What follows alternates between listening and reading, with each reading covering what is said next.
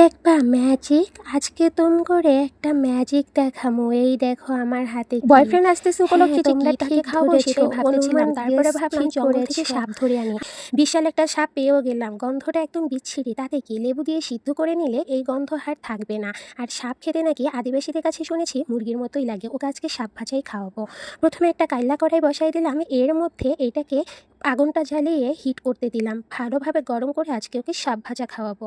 আমার বয়ফ্রেন্ড এই প্রথম সাপ ভাজা খাচ্ছে। সাপ ভাজা খেয়ে যদি তার সাপটা একটু মোটা তাজা এবং শক্তিশালী হয় তাহলেই আমার লক্ষ্য পূরণ হয়ে যাবে, আমার উদ্দেশ্য পূরণ হবে। তো তাকে এই সাপ ভাজা খাওয়ানোর জন্য আজকে এই সাপটাকে আমি রিস্ক নিয়ে ধরে আনলাম, যেন তার সাপটা শক্তিশালী হয়ে ওঠে। তার সাপ তো নেতিয়ে যায় এই সাপের মতোই। এবার তাকে সাপ ভাজা খাওয়াবো। কি বলেন, আমি কি কাজটা একদম ঠিক করেছি না? তার সাথে আমিও খাবো, যেন আমারও শক্তি আসে। এই সাপের খেলে কিন্তু কিছুই হবে না। তো দেখি জীবনের এই প্রথম বয়ফ্রেন্ডকে নিয়ে সাপ ভাজা খেতে যাব। সাপটাকে ভাজা দিলাম ভালো করে মশলাপাতি মাখিয়ে টাখিয়ে, ভাজতে দিয়ে দিলাম, ঢাকা দিয়ে দিলাম, যেন সাপটা ভাজা ভিতর থেকে ভাজা হয়ে যায়। সাপ ভাজা হতে থাক, ততক্ষণে তার কথা চিন্তা করতে থাকি। ইস, তার নটি মেসেজগুলো দেখলেই তো লাগে। ধুরু, আমার বয়ফ্রেন্ডটা যে লুচ্চা কি আর বলবো, সে সব খেয়ে ফেলতে পারে। এই দেখুন, এই পেট হয়ে গেছে মোটামুটি। এরপরে আমি কিন্তু ভাজাভাজি আর রান্না করতে উস্তাদ। আমাকে ও পেয়ে এত লাখি হবে যে ঘরে যদি কিছু না থাকে আমি জঙ্গল থেকে সাপ, ব্যাঙ, ইঁদুর ধরে এনেও এত সুন্দর করে রান্না করে দেবো যেন বুঝতেই পারবে না এটা মুরগির মাংস না সাপ রান্না হয়েছে না ব্যাঙ রান্না হয়েছে। কি আমার ট্যালেন্টের প্রশংসা না করে পারা যায়? আমার মতো গার্লফ্রেন্ড যে পাবে সেই অনেক অনেক হ্যাপি হবে। আমি কি একদম ভুল কথা বললাম? না গাইস, আমি একদমই ভুল কথা বললাম না। এবার উল্টো দিক থেকেও ঢেকে ঢেকে ভেজে নিতে হবে।